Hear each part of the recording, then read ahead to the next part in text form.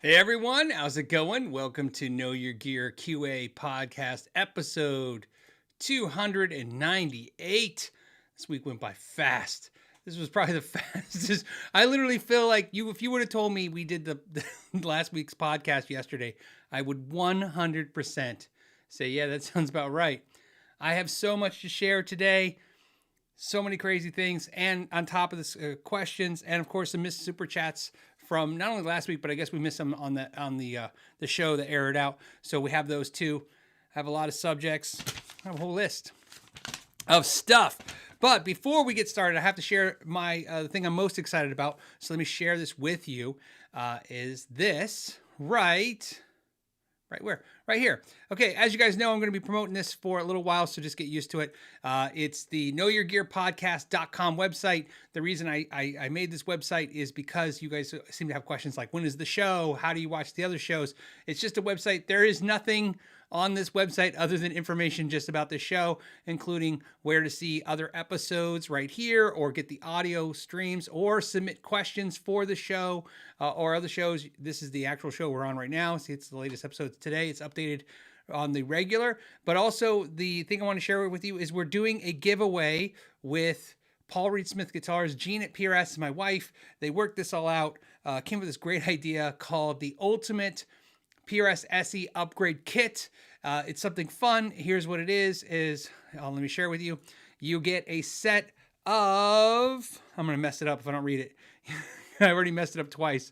You get a set of 58 15 LT pickups. I kept saying 85 15. I get confused. It's the 58 15 LT pickups. That's important because they're $500 for the set and you cannot physically find them anywhere. I guess they were limited edition. So they're going to give you a set. I have them actually. I'm going to ship them out to you. You get the wall hanger. You get a set of locking keys for your SE picks, a embossed leather PRS strap, a PRS cable. You'll get some Know Your Gear stickers and a Know Your Gear t-shirt. And you get all of that stuff. And all you have to do is go to Instagram, which I have a link right here that takes you right to it.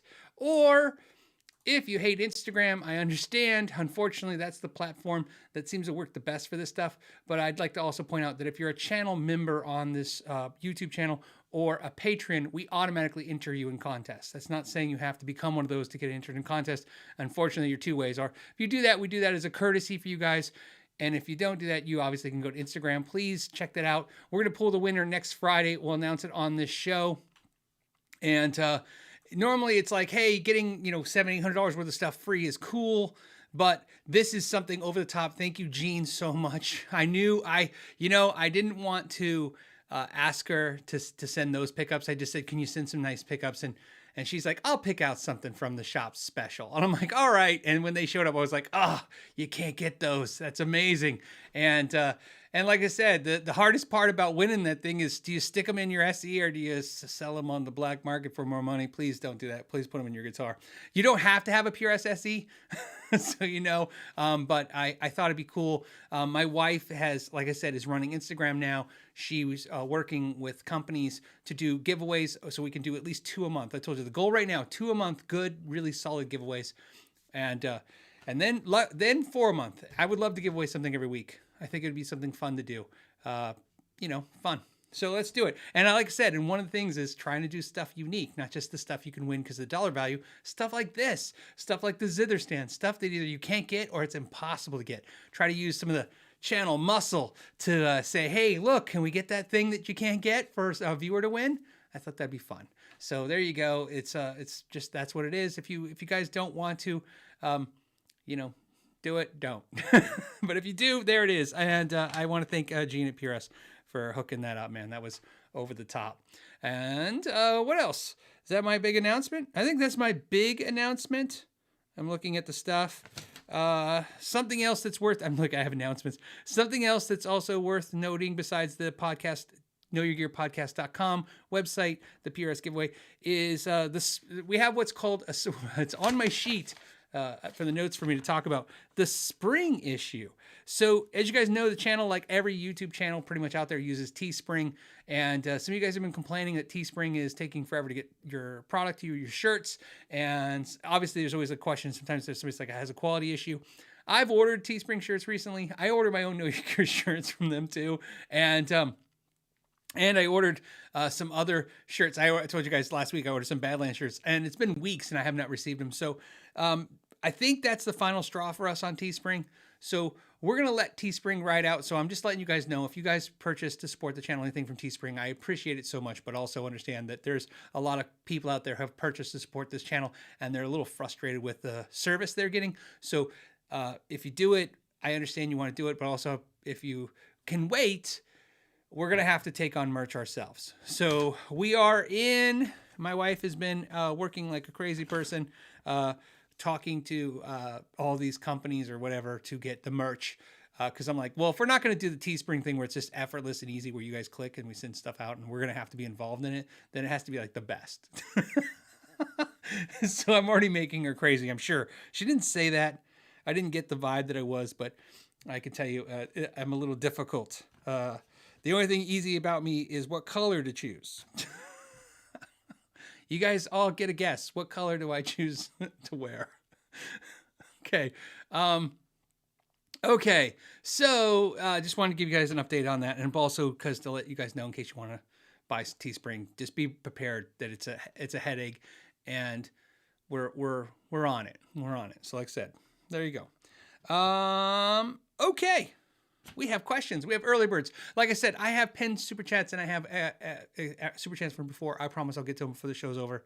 Let me just hit some early risers, get some fresh content and discussion going. The first question came from Adrian. Says, "Hey Phil, how would one know if their telly needs a neck shim? Love the show and hanging out with everyone."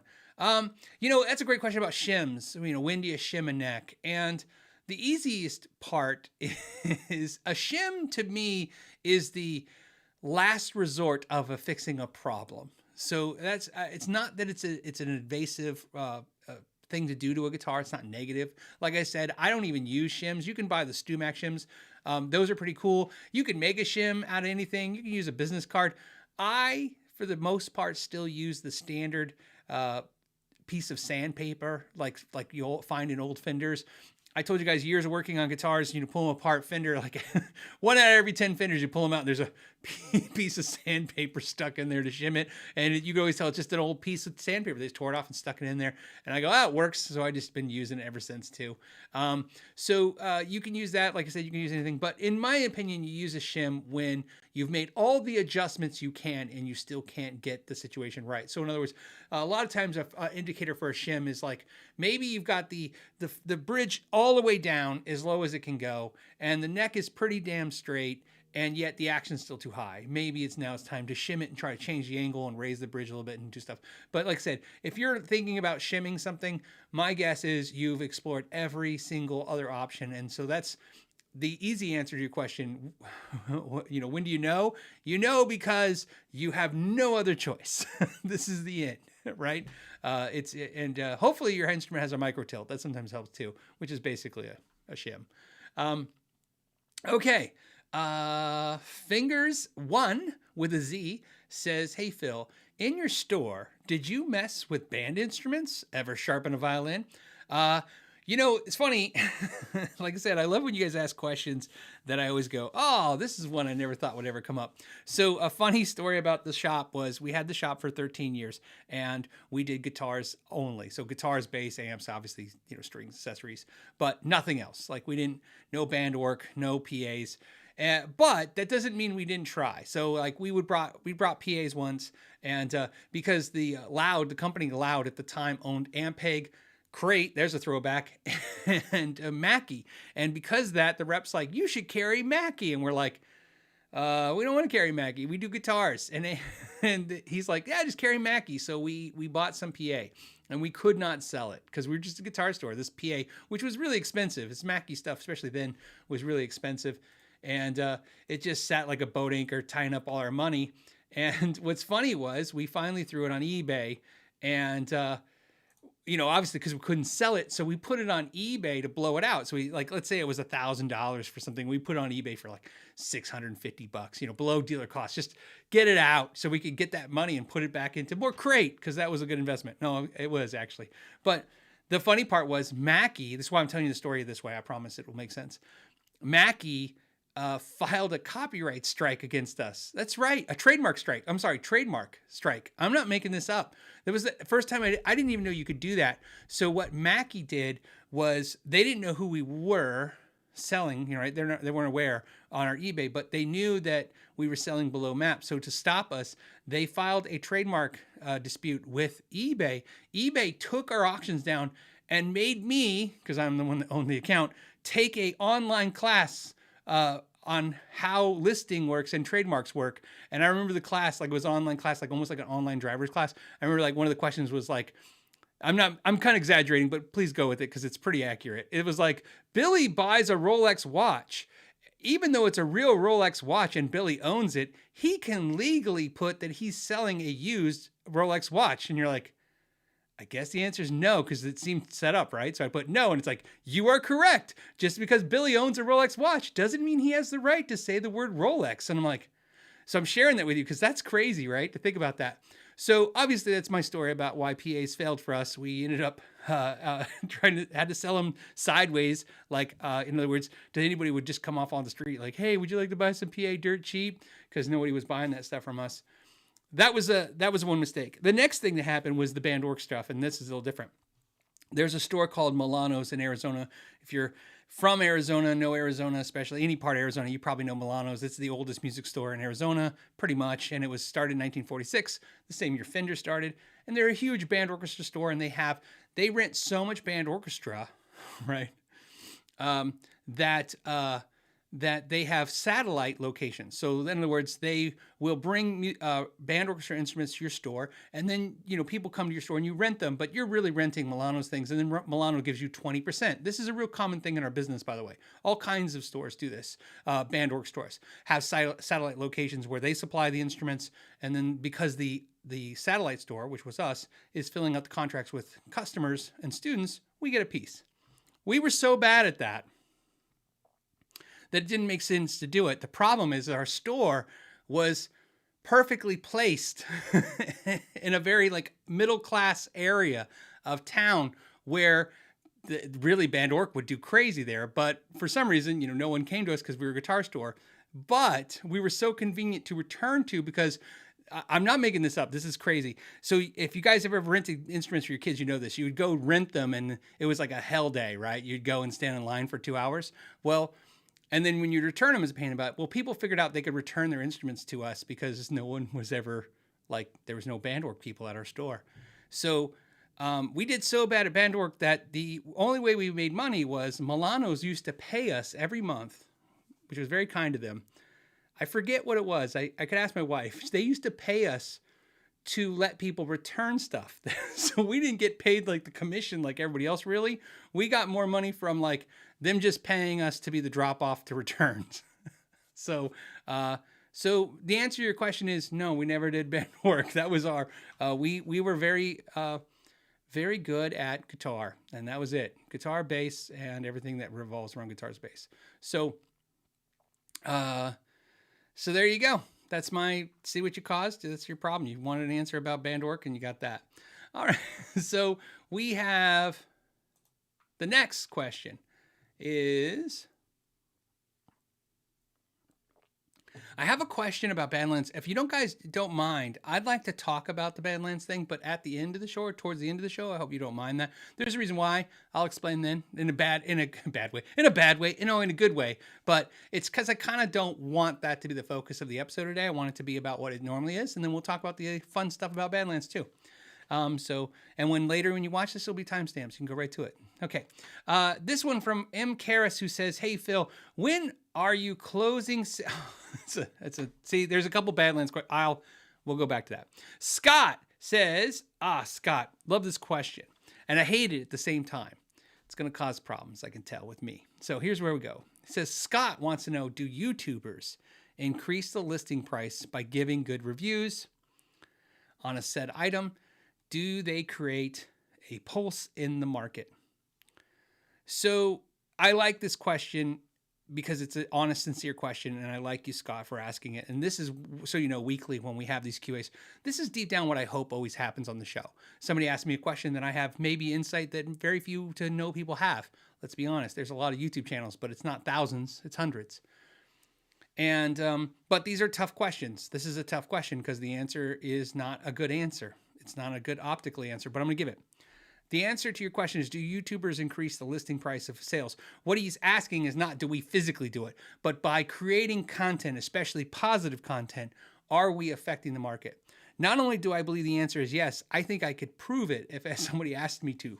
I could absolutely prove that not only making a video, not only for a moment like the Oprah moment sort of effect, where for a few days we raise the price, I think overall it can be affected. You know, it feels like forever ago when we all started watching gear channels and YouTubers and Instagram guitar players and stuff. But to be honest with you, I mean, to say that it's been a firm decade is pretty fair. In other words, it's 2023, 2013, we were definitely doing it. Pre-2013, we're doing it, but the world has been changing very quickly. And the last 5 years is much different than the 5 years before that, and so on. And so absolutely, do YouTubers affect the price? They absolutely do. Now, this is an opinion, but I'm telling you, I feel like I can back these opinions up with information and facts, and even facts and figures. And here's what I mean by that. Not only do I think that YouTubers can inflate the prices of instruments by giving any kind of review. One of my favorite, which I've said before, one of my favorite reviews to highlight in this is I reviewed the Firefly Les Paul. I did that video because everyone had done that video. Now, that's kind of a brash statement, but you understand what I'm saying. There were so many channels that had reviewed it. You guys, come to me with that kind of stuff and say, will you review it? It's kind of like the Glary guitars. Like, hey, everybody's getting a Glary. Will you do a Glary review? And you do it. When I reviewed that guitar, in my opinion, that guitar failed the deep dive test. The fact that it said it was mahogany and I found that it wasn't, it was probably basswood. The fact that the neck was supposed to be mahogany and I showed that it was maple. The fact that the pickups were almost unbearably squealing. All of those things. However, I did not, of course, attack it because it was a $300 guitar basically, and it's hard to really kind of slam a $300 product. But I did want to show the quality issues and things. That video, for some reason, which is uncontrollable by me, it's out there in the YouTube gods, that it got like 1.4 million views, and it's probably sold, hundreds of thousands, if not millions of dollars of Firefly guitars.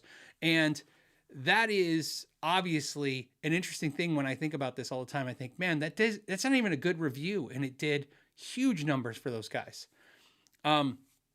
So absolutely, YouTubers affect this in all kinds of ways, and more so than probably they're given credit for. And I think that's why we're and I'm indicting myself. I'm a YouTuber, obviously. We're getting away with murder sometimes because a lot of people kind of really underestimate the YouTubers. And in that underestimation, I think we are allowed to run a little rampant and say things and do things that maybe don't feel, maybe that didn't feel that big of a deal. Maybe it felt a little innocuous, a little comment there is positive, a little comment is negative. But I really think that they're affecting way more than you think. And I don't think it's because people are mindless and they're just listening to people on YouTube. I think it's because you're building relationships with communities. And like any community, you become a community leader. And in that leadership position, you have an influence on them of some sort. Influence in the idea that you can make them listen. It's not even make them do what you want or think what you want. That's not it. But just having the opportunity to get somebody to listen to you for a minute is an important thing. And I've really come in tune with that over the years with the podcast. Watching people consume this show has really taught me more than I probably ever learned of anything in my life, which is what you can say accidentally or on purpose that affects the market as a whole. I've seen how the whole market reacts to something. So to answer your question, obviously my answer is yes. YouTubers increase the list prices by giving good reviews. They seem sometimes to do it by giving bad reviews. A lot of the inflation lately, you can't really kind of blame that on somebody's review. If a guitar was $300 when they reviewed it, now it's $450. That's not really always the YouTuber, but we see that. So I told you I have someone who negotiates all my deals with companies, and one of the deals that we mandate in our contract, which is crazy, is that they can't raise the price for 14 days after the video comes out. So I really never shared that with you guys, but that is a condition in the contract. They have to agree to that. that they can't raise the price. Now, we don't make, like when Paul Reed Smith sent out the DGT in 594, I didn't make Paul Reed Smith sign that because they're not going to do it. Right? They're gonna for at least 2 weeks. I'm pretty sure when they launch, they're a big enough company that they set their pricing. But it is getting, like I've told you guys, there's a viewer who's put a comment on every video. I saw it. He's like, when are you going to talk about that $300 guitar? I'm having a problem with the ethics of that company. The guitar is fantastic. The ethics of the company is in question. So I haven't released the video. And it's because of that reason, because I need certain assurances, because I'm not here to get you guys excited about something that I'm excited about. And maybe I'm excited because it's $299 and it's cool, so that you guys 3 weeks later or a week later or 4 hours later can pay $150, $200 more just because I happen to sell 50 of them or 100 of them in a couple hours. And so you have to, I think you have to take what I do. I take what I do and I take it with responsibility. I hope more channels do. I think some channels do. A lot of the channels that are my friends do. This is a conversation we have about this. And then the question, Scott, do they create a pulse on the market? They absolutely create a pulse on the market because, unfortunately, one of the things we do is affect Google, right? Let's be very aware of this. I had a company come to me once. I'm laughing because I'm not laughing at the situation. I'm laughing because I'm reminding myself how silly this is, that these things happen. I did a video basically saying a company had closed because they had. Okay, I'm not going to say the company, but I'm sure if you want to try a little bit, you'll figure out who it is because of the video. And they closed. I announced that they closed. I was really sad about that. They decided a period, I don't know, days later, hours, weeks later, they decided not to close. They contacted me a month or two later asking me if I'd please take down the content because everyone who Googles them is getting my content saying they're closed. I mean, think about that. Here I am. They're a big company and I'm tanking their market because I'm like, oh, I'm telling everybody they're closed. And I explained to them, I go, well, you guys said you were closed. And they go, well, we did, but we decided not to close. Or they came back with different partners or whatever their deal was. But you really understand how hard it is when you create this content on these platforms, how Google can take that. All you got to do is do a video that gets 20,000 views, 100,000 views. You can really kind of morph the market and change it. And it's absolutely true. So yes, YouTubers do increase prices. They do affect the market. They, I believe they actually probably do it sometimes in greater abilities than even the artists have control over. And I absolutely think that's true. And the other reason I think that's true is because I'm an affiliate marketer, and which means I have affiliates with so many companies. And not only can I tell you what ends up always seems to happen. Let's just say, since I said earlier that I feel like I can prove everything, let me give you something I think is true, but I couldn't prove it, in 100% in court. But I really feel it's pretty close. I can get you pretty close to proving it. When I do affiliates, what I notice is that there's a trend with affiliates. So let's say I do a product and I put a link to you guys to go buy that product from a company, like a big retailer. Let's say that's the case. So I have a big retailer and I'm sending you guys that retailer to buy the product that they carry. And then a couple weeks later, I do a product they don't carry, but because I have you guys are so used to clicking on the things down below as a habit, people click that stuff.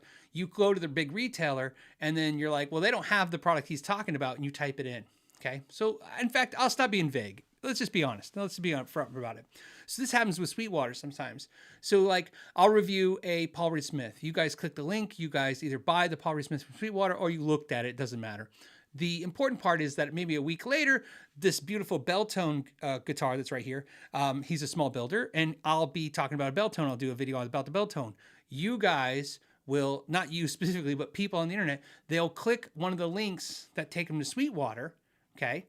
Or just go to Sweetwater because they're so used to going and shopping at this standard and kind of online store, and they go, well, you type in Belltone. Well, let me explain something to you. When 1,600 people go type in Belltone in Sweetwater, let me ask you a question. Do you think Sweetwater knows that happened? Absolutely. Sweetwater has everything on their website. They know, they go, hey, look, we had 1,600 people search for a product that we don't carry. So unintentionally or intentionally, you could be putting a product in a big retailer by doing that.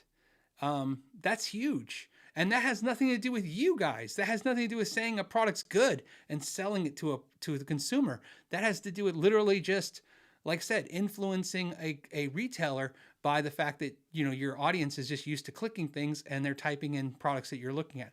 So we've seen this as YouTube channels. I've seen this kind of change and grow over the last couple of years and get real crazy real fast. So, yeah, it's a crazy thing.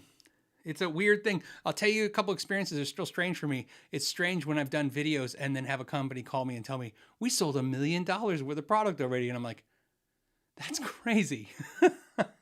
you know, when you think of somebody creating something that sells $1 million worth of guitars or pedals or something, you think like, you know, a big artist. So to answer your question, that's my answer. Hope that got to it. And that's why, like I said, I think that's why it's important that you upfront about what you're doing when you're on YouTube. And that's why I think it's upfront that you take care of what you're doing. In other words, you know, be aware that, you know, what you say and do affects your market, affects your community. Like I said, and that doesn't mean don't make mistakes. I mean, people make mistakes. I've made too many online to even count. Okay, so let me hit LPD Pedal says, do not go to Sweetwater and search for LPD. In fact, actually do that. Why not? So, hey, you know what's great? I just told you basically that just lets Sweetwater know you want to see LPD in Sweetwater. So go search for his pedals at Sweetwater. Like I said, you know, does that mean they'll immediately pick up Lawrence's pedals? I don't know, but I'll tell you this, if it ever gets to a point where he has to call with them and he gets to talk to them, I'm sure it would help if they could pull up some Google Analytics and show that there are Sweetwater customers that want that brand. That would help. So, you know, so, okay. We have, let me do this one. This is, we all float here. Hey, what's up? He says, hey, Phil, thinking of selling my 90s JCM 900 head and Mesa 412 slant since buying an FM3. Any tips on where to sell it? Shipping, estimated value? Don't ship it. I don't even know how you ship a 412 anymore. It's just obnoxious. Every time, you guys ever laugh when you see somebody on Reverb selling a 412 and they're like, I ship it for $100. And you're like, there's no way you can ship it for $100. Right? Hold on a second. Okay. I'm sorry. I'm getting... Okay. What else? Slant cabinets. I'd say Craigslist, but I don't have any faith that you could sell it there. I don't know. So let me just take these two pieces apart, okay? So especially since they're not a set. I would sell the JCM 900 online. I would sell it on Reverb. You'll get a bigger source of customers, and it's not the hardest thing in the world to ship. However, the 412 Mesa is kind of a nightmare. You got to find local. And I almost dare say take it to your local music store, except for I find lately they're not giving you anything for 412 cabinets. So it's a toughie.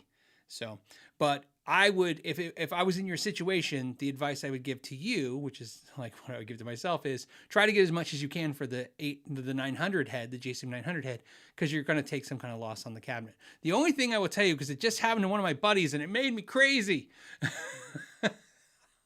is please do not sell, none of you guys, please do not sell any of your 412s for less than what the speakers in the cabinets are worth. My buddy just did that.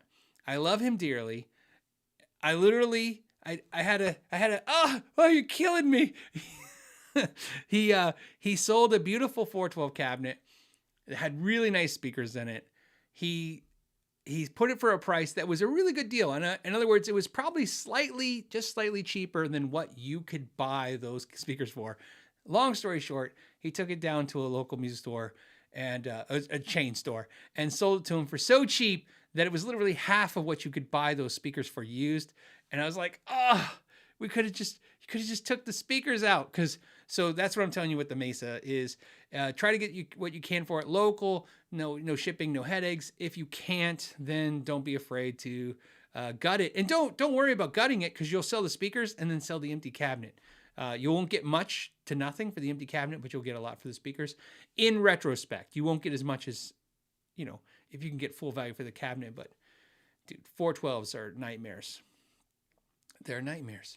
And if you want to ship it, you can, but I wouldn't. Austin says, hey, Phil, working on a Marshall Valve State 8100. Reverb isn't working. Took off the reverb tank, and the soldering looks good. Any more diagnostic tips? So reverb tanks used to be pretty inexpensive. So I have an extra reverb tank for that reason. What I like to do is, what I will tell you, Austin, is there's a ton of things you can do to diagnose that. But obviously, since you're talking about the valve state, we're not worried about a tube so much being attached to the reverb tank. It's probably an Accutronics tank. They're notorious. All reverb tanks are just notorious for they just stop working. I mean, they all just do it. So what I would do is maybe buy a new reverb tank. I mean, I know that's a horrible way to diagnose it, but it's not a huge expense. I'm going off of, the world previous to the new world we're in. I used to be able to buy an Accutronics tank for $30. To me, buy it for $30, plug it in, it works. If you can buy it from someone that will take it on return if you don't need it, because you tested it and it doesn't work, and you can return it, that would be workout too. But if you can't, if you have a friend, those are always nice if you have one of those. Or if you have another amp that you're not using that has a tank, it's a little bit of pain in the butt, but tank the tank out and test it. So that's the fastest way to do it. Just try another tank. So and most cases, it's going to be your tank. It's just gone. You can sometimes fix those tanks. I've never done it. I have friends that will do it. I think my problem sometimes is, like I said, I don't really like to I like to repair things, so I don't like things going in the trash that don't have to. But sometimes you have to kind of look at something like, okay, do I really want to sit there and take this thing apart and try to fix it when it's $30? If I had the afternoon to give, I would do it, but sometimes I don't. So if you have the afternoon to give, you could probably fix that Accutronics tank. They're real delicate, so a lot of times it's just something solder broke off inside there, or spring comes loose. I mean, there's all kinds of things. They just sometimes they just get crusty and you need cleaning. Because they get rusted inside and stuff. But on that, some other people might have that same experience and share with you what they had experiences with. But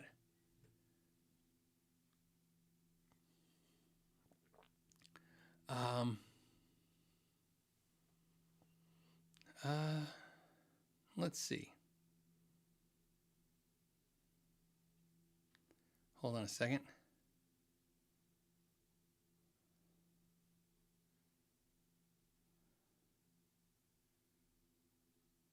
Let's see.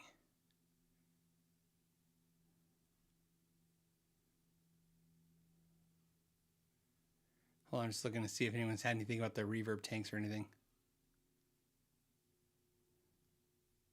Okay, let's go to the next question. The next question is Vimps69. Says, hey, Phil, I really liked the bass video yesterday. I was impressed with the dramatic increase in sustained tone. I was too. I hope that came out in the video. I took it out of the video. There's always it's kind of like editing a video is kind of like editing a small movie. It probably doesn't look like that to you guys, to everybody else. It probably looks like it's just this little video you made.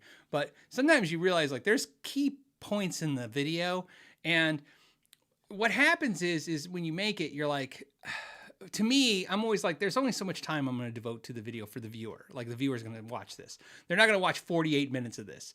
A bunch of you right now, you always type, I would, you would, but most people, not so much, right? There was some stuff I took out. One of the things I took out, which I kind of said, I didn't regret, but I do regret, but at least we get to share now, is that when I put on the bass, the bridge, the Ray Ross bridge on that bass, I was intonating it. So it was just on the bench, and every time I'd hit the string, the thing was rattling, the bass shaking, was vibrating so much of shaking the bench. It was just, you could just feel how the bridge was transferring all that energy. And it was really, really cool. So I really liked it. Of course, I'm a sucker for those pickups. Those are some of my favorite pickups. Those are the pickups, the new DiMarzio pickups that they did, like the Relentless pickups that are reviewed. And of course, these were the 60s. I love that rounded thing for your thumb that I'm, regardless if even if I like somebody's pickup just a little bit more, I would probably just say, hey, I want these because I like the way they sound and I love the way they feel. So that was good. I'm glad you liked that video. That was a funny video because a viewer had sent that bass. He had bought that bass and sent it to me. I did the video, and then he sent me a message. I want to say a day ago or 2 days ago. He sent me a message. He's like, hey, are you ever gonna send me the bass? And I'm like, I didn't even pay attention. so we're like, sometimes I drop the ball. That was definitely one where I dropped the ball. And then the good news is you guys got the bass video because the Parker video was supposed to be out yesterday. So I swapped videos. I did that instead of the Parker. But the good news is now you're getting the Parker videos.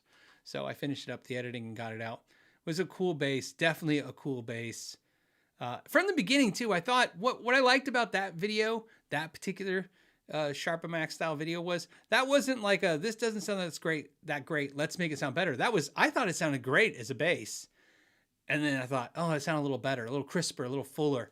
And I will tell you this, I really honestly believe that the bridge and the pickups that we upgraded in the bass that I upgraded, I don't think came across as well in the video. So if you were impressed with that, I think keep in mind, in the room is one of the few times where I'm like, man, even in the video, it doesn't sound as good as it did in the room.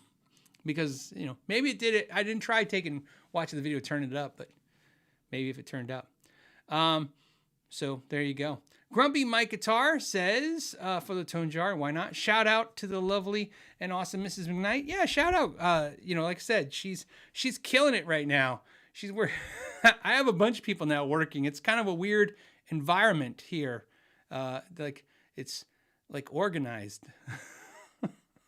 And the only problem is I kind of feel like I'm constantly like, I'm the one messing up. Today in the contest, I messed up the contest. If you saw, I'll just let you know what my wife, I was going to say poor wife, but my wife has to deal with.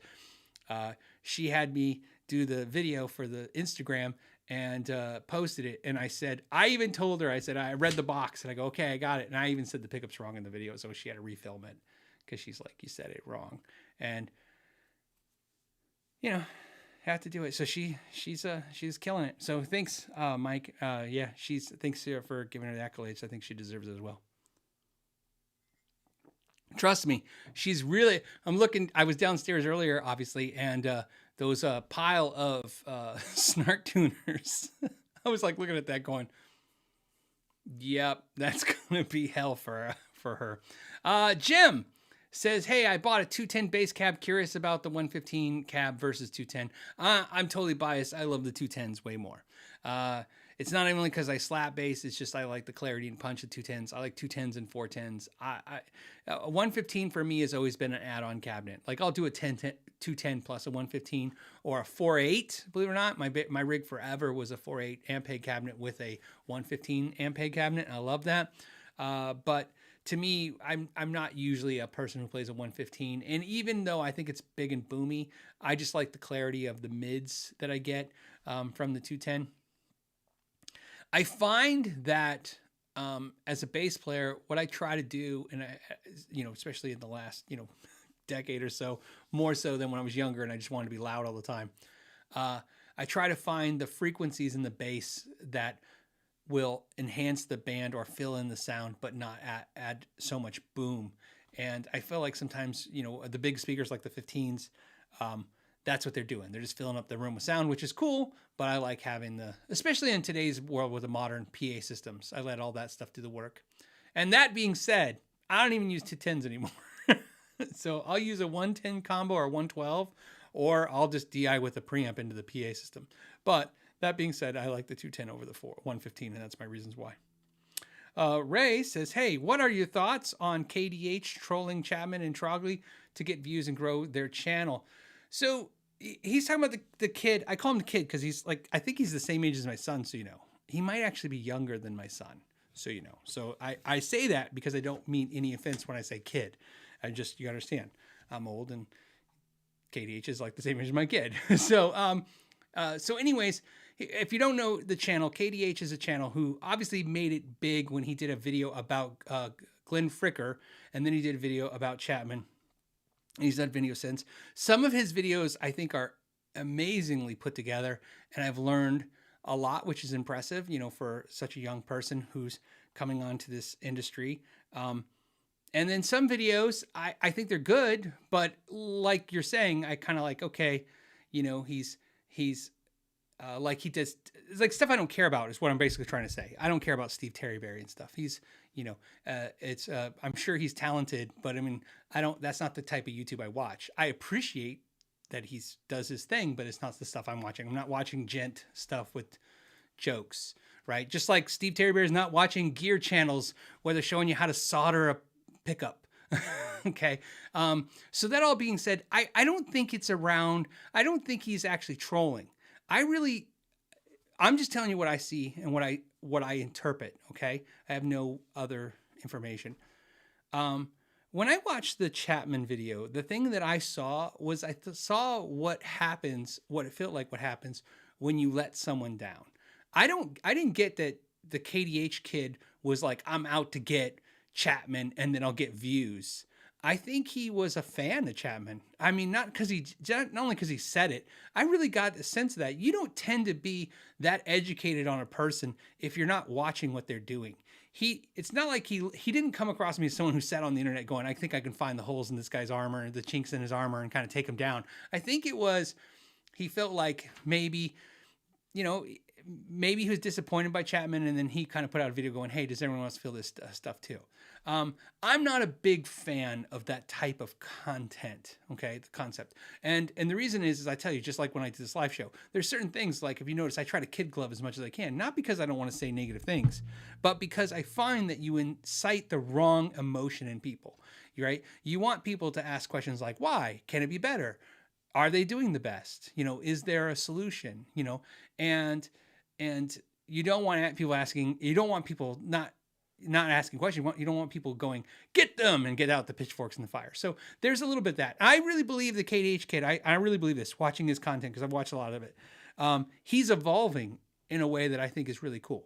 Like, I think he's been more fair-handed with his stuff, because that's what it is. You got to be fair-handed. I've said things like, I flat out indicted the Fender guys and said, I think this is what they're doing wrong. But I always say, but I could be wrong. And I could be seeing it from a wrong angle. And I think as long as you're honest with everybody saying, hey, look, man, this is my thoughts, but, you know, please, you know, understand that there's that just because I have a thought or a saying, it's not everything. So to answer your question, what do I think about that? The Trogley thing I'm not very familiar with. I know there was some kind of ad sponsor thing with Trogley, and then KDH did a video about it. Keep in mind that, you know, sometimes I just don't have the time, you know, I call it the bandwidth. I don't have the bandwidth to watch all this stuff that's going on. So I don't really, I'm informed about that. I just obviously seen a lot of his content. I recently watched his thing on Fender, and it was very good. I actually enjoyed it. He was talking about he said that he was basically calling Fender liars because they're saying half the market is female, and he doesn't think that's accurate. I actually think that part of the reason Fender is so focused on the female market is a growth market, right? I believe there's a fake it till you make it strategy there.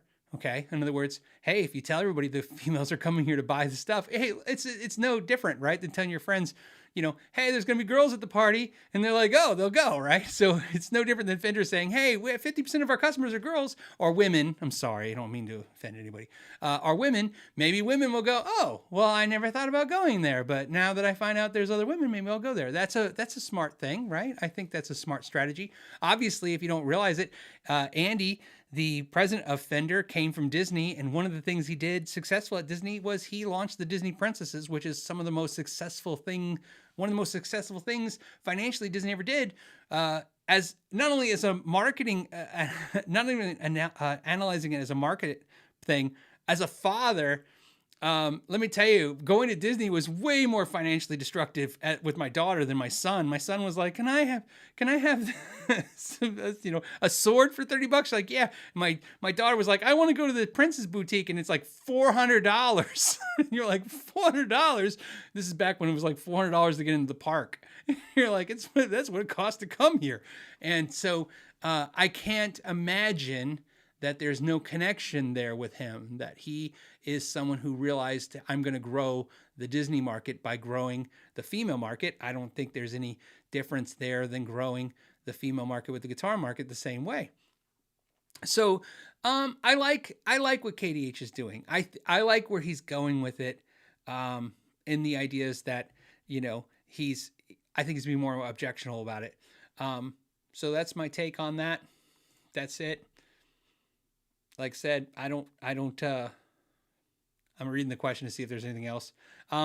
And the other thing is that's important, I think, too, is the reason I also like that he's doing that is because one of the things about doing what he was doing originally is, in my experience, if you play those cards, you know the old saying, right? You got to play the cards you're dealt. If you create a lot of negative content, you're going to draw in a lot of negative people, and they will tear you down emotionally. So it's why I try to stay away from it. Trust me, when you guys ask me a hard question, I give you an answer I know it's going to create a negative environment. I'm very aware of it not because I don't want to hurt anybody's feelings or I don't want to get in trouble. It's because I know there are people that are just thriving on that stuff. And then they start filling up your subscription base. And then next thing you know, it's like everybody's like, get the I don't know why I'm messing this up, torch and the pitchforks out, right? And I don't want that to be the thing. So there you go.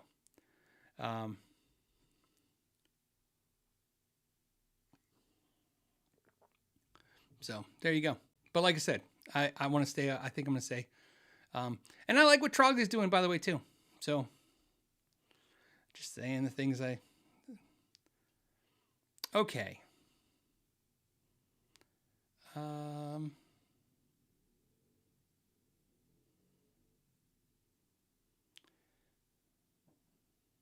I'm sorry. I'm just reading stuff to see if I got before I go to the next question.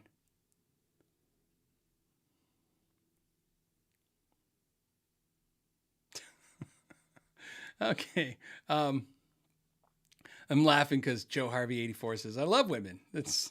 I don't know why that made me chuckle. I'm like, thanks for letting us know. We'll take note. Okay. So we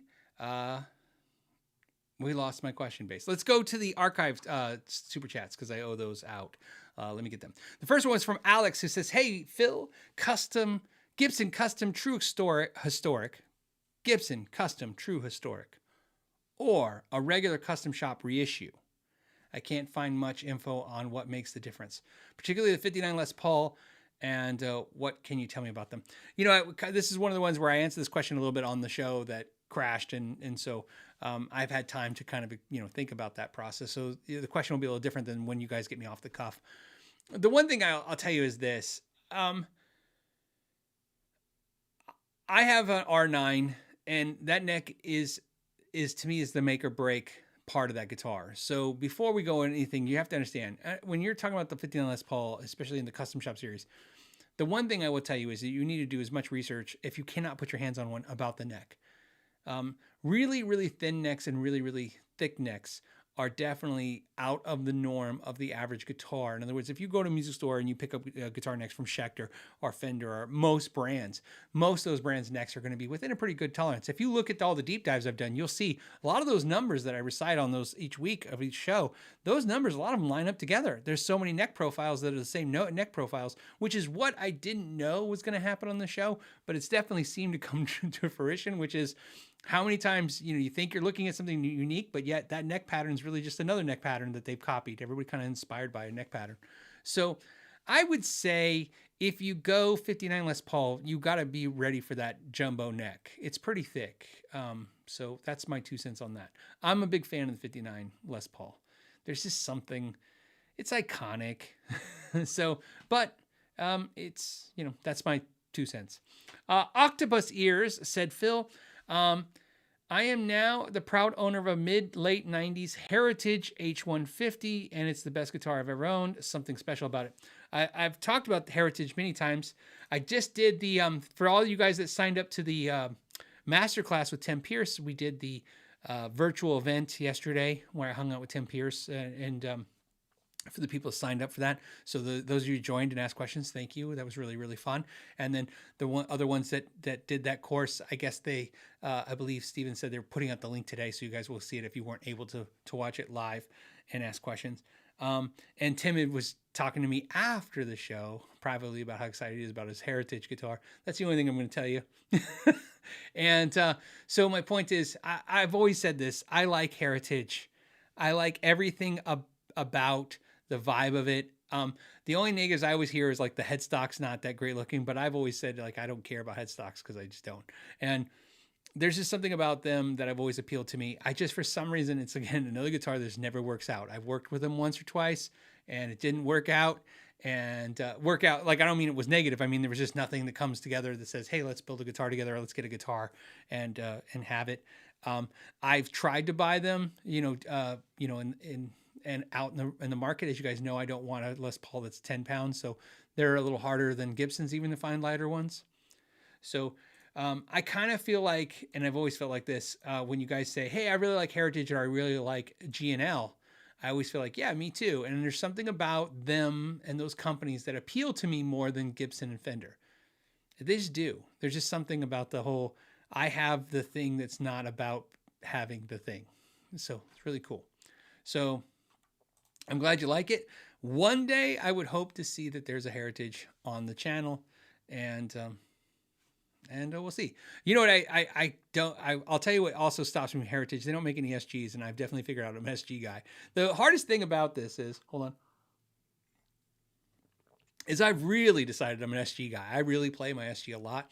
And when you play a guitar all the time like that, there's not a whole lot of SG style guitars out there. There's like ESP makes LTD ones and the Vipers and stuff. There's not a whole lot of SGs. I wish Heritage would have an SG version of their guitar. The last super chat I missed, for some reason the name didn't catch. I'm sorry. Let me see if I can find it. In fact, what I'll do is let me come back to it because I don't want to say the question without saying the name. And let me pull this up.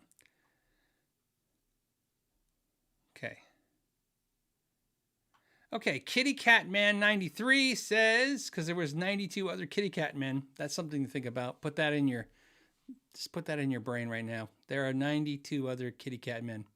Or something 93 is cool that he likes, but yeah. It says, okay, new guitar day, SE McCarty 594 single cut in Sunburst. Shout out to More Guitars in Indiana who knocked off 10% without even having to ask. Hope you have a great weekend. Don't you love that? When the store is just like, we're going to give you a deal. Wildwood did that to me. I didn't even ask. And they're like, we're going to take 10% off. I'm like, thanks. That's really cool. Somehow, for some reason, that always feels really good. It's kind of like, okay, I was about to give you the whole money, but you're saying, don't give you the whole money, give you a little bit less than I was going to. Okay. And so that's a good shout out for them is what I'm going to say. What else do we have?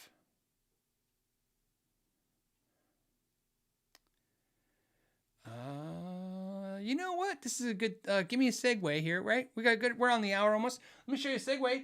I got something sent to me that's pretty cool and I want to share with you guys. This is usually a little show and tell. I usually don't do the show and tell stuff, but I'm really excited about this. Valiant sent me this really cool TNT bass, and it's really crazy because the pickups are made of the same wood as the guitar, which is crazy. And it has the wood toppers on the aluminum. But this is a 34-inch scale bass. As you guys know, we did the limited run, the 27-inch scale bass with them. This is the 34. I usually don't play 34. I usually play 32. As you guys know, 32 and 30. I'm usually a short scale kind of player.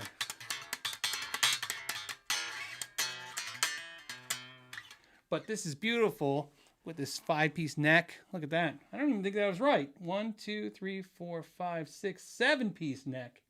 Look at that. Beautiful. And the back is ash with aluminum plates. So I just thought I'd share this with you. I usually don't do this. I don't know if that's something you guys would find cool on the channel. If stuff comes in, I'll be like, check this out. Like the new, there's a Belltone here. This Belltone, though, is different. Let me show you that in a second, or talk about it in a second. This bass they sent to me, and so I can use it on the channel and do stuff with, which is very cool of the Valiant guys to do that. And so especially since, you know, a lot of you guys have been huge supporters of Valiant. We've sold a lot of instruments for them, and of course, they've been cool guys. The Belltone, this beautiful guitar here, I did a review of Belltone. They're amazing. Steve, the owner, is a very cool guy. And this is on loan. So I'm going to be using this for a little while in hopes that maybe we can come together and maybe make one, right? Figure out what I like and what I don't like about it. I really, really like the one he sent, except I thought the neck was a little, I said in the video, it's a little chunkier than I like it because it had the 59 style neck, which is a little thick. And then he's like, he has a slightly thinner neck. And basically through a conversation with him, I said, hey, could I borrow one? And with the thinner neck, this is showing stuff. Look at that. This one, look at this color. Isn't this sick? And as you can see, it's not relict, but it's got a little ding there. And the reason I'm pointing that out in case you guys go, hey, there's a ding in it. This is like a shop guitar. This is not a for sale instrument. So this is something that I can just borrow and check out and hopefully dream up something really cool one day. And hold on, gotta be careful. Gonna do that. Ta-da, there you go. All right. So very exciting stuff. So that was my show and tell section of the show. I don't know why I'm laughing. I just kind of feel like, look at that. All right. What else? Yeah, the pick guard really makes it pop. You know what it is? What he does that's really cool to me is the details. Like the bridge, if you guys haven't checked it out, check out the video I did the Belltone. That video did really well. I don't know how many views it has, but it's a lot. And one of the things that's cool about that guitar is they're really good at the details, getting the little things right. And I really love that. So, and especially because kind of the Valiant and the Belltone have something in common, which is they use a lot of components that they actually design and instead of relying on like Hipshot and all the other companies, which is really, really cool. Something, as you can imagine, I can really appreciate because we're building guitars now and there's certain things like, yeah, it would be really cool if we could just have that made for us versus having to use what's out there on the market. So, all right. So that was the show and tell part of the section of the show. Let's go back to questions and things. And this list, I'm trying to see if all the things are on the list. Okay. All right. We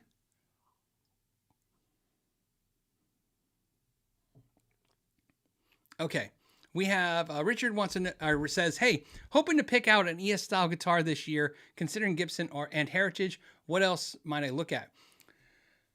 Well, I mean, if you got the money, Collins, man. Collins. Am I saying Collins or Collins? It's Collins, right? Why am I having trouble with this? Let's do this. See, I don't have Collins money, so I don't know how to say it right. Is it Collins money? It's Collins. See, I don't have Collins money, so I don't look at them. That's not true. I look at them and I go, yeah, one day. So let me show you. Why not show you? Let me share. Okay. Sorry, guys.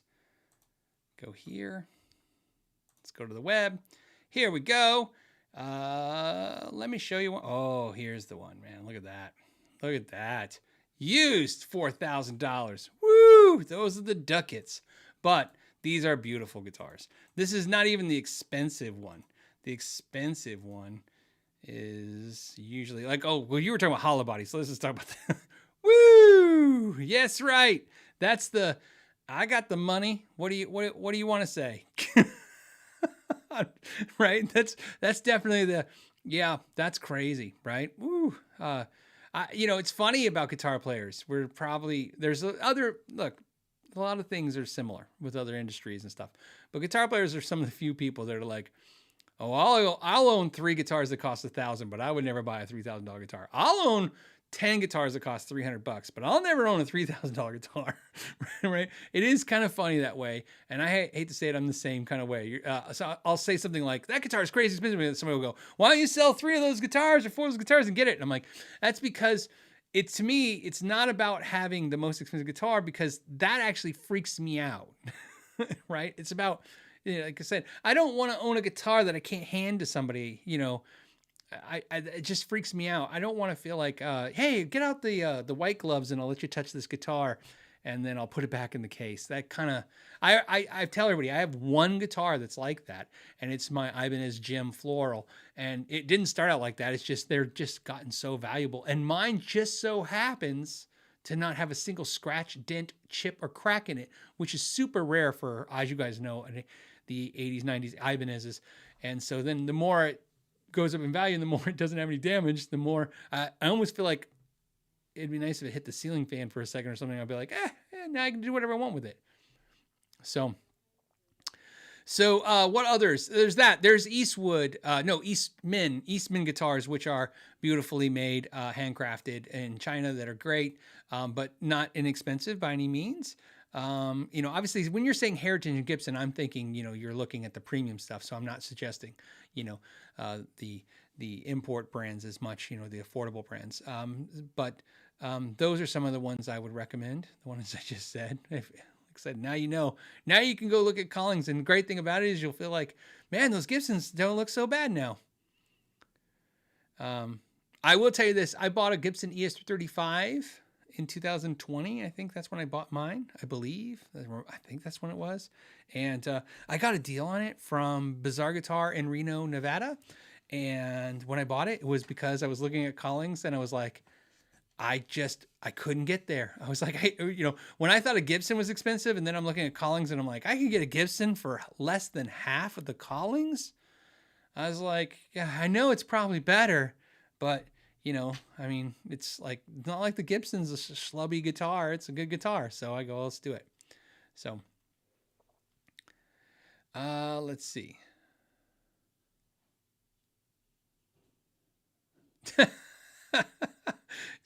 I'm sorry, you guys laughing made me laugh. Somebody says the day you ding a guitar is the opposite of sock last day. Sock day.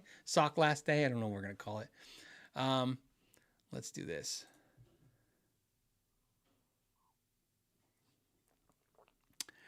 Josh, thanks for the super chat. 429 Turbo says, hey Phil, what would you suggest for a tube amp under $800 for home use to get some blues and rock and ones with fuzz?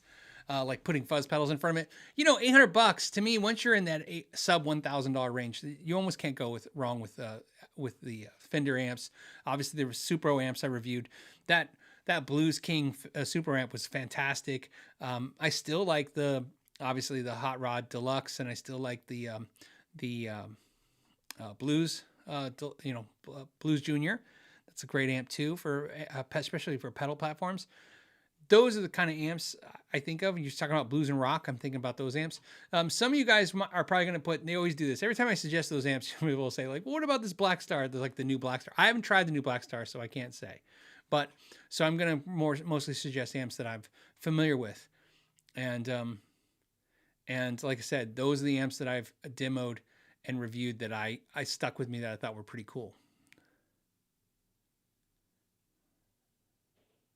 Okay. Richard says, anyone opinions on Angelico? I reviewed some Angelicos, and the ones I reviewed were pretty good.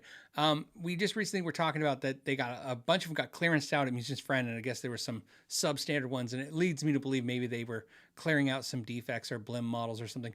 I don't know that, by the way, for sure. It just kind of feels that way. Those guitars, for the most part, the ones I've played, I really liked. Just like Duesenberg, I like the Duesenberg guitars I've tried too.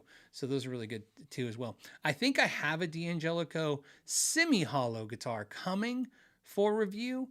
They reached out the other day and asked me if they could send one out. And what they sent me, because I'd never seen it's new, remind me of the Dave Grohl's Gibson, which I'm a big fan of and I can't find or afford. So I was like, oh, maybe that'd be the way to go.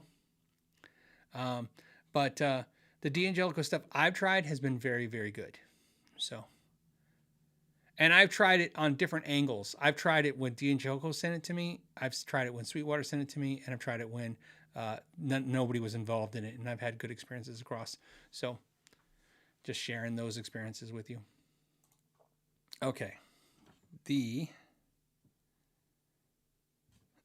Okay, I think I killed almost everything on this list. And we're on top of the questions too.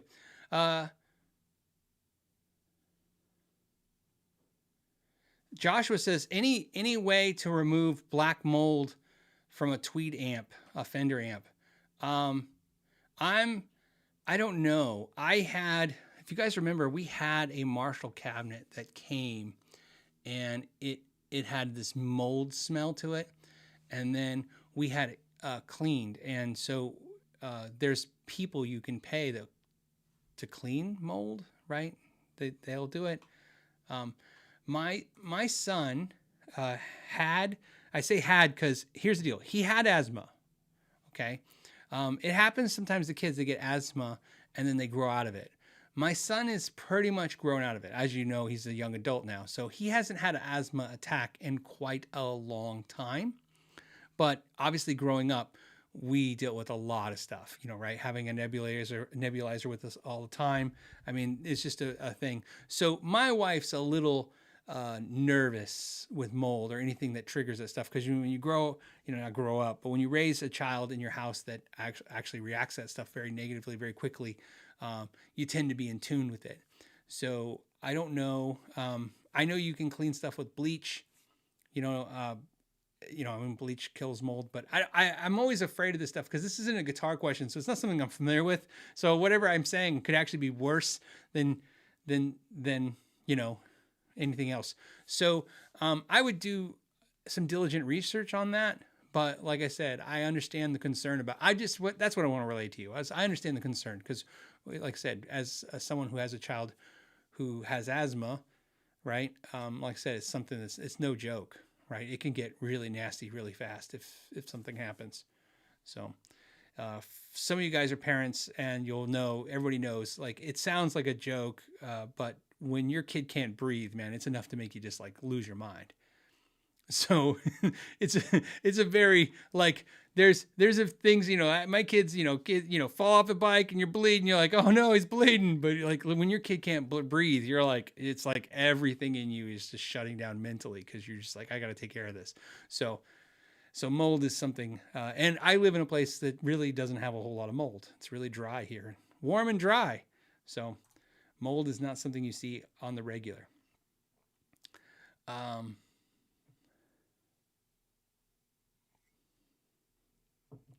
I'm sorry, I'm refreshing the screen and drinking some water at the same time.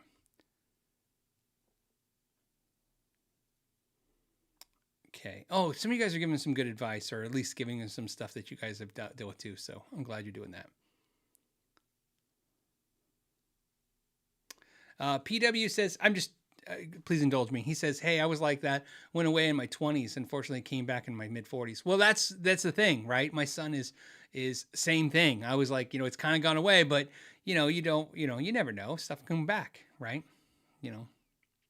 He just hasn't had an attack in forever. Okay. Let me jump over because I have some pinned questions and this is kind of later in the show. And so let me tell you why I did it the way I did it.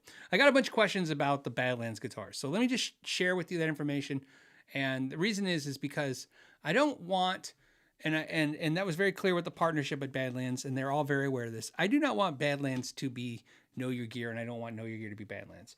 I have no interest of them being so cross-contaminated that you don't know where Badlands begins and where Phil McKnight ends. That's not why I'm involved in that project.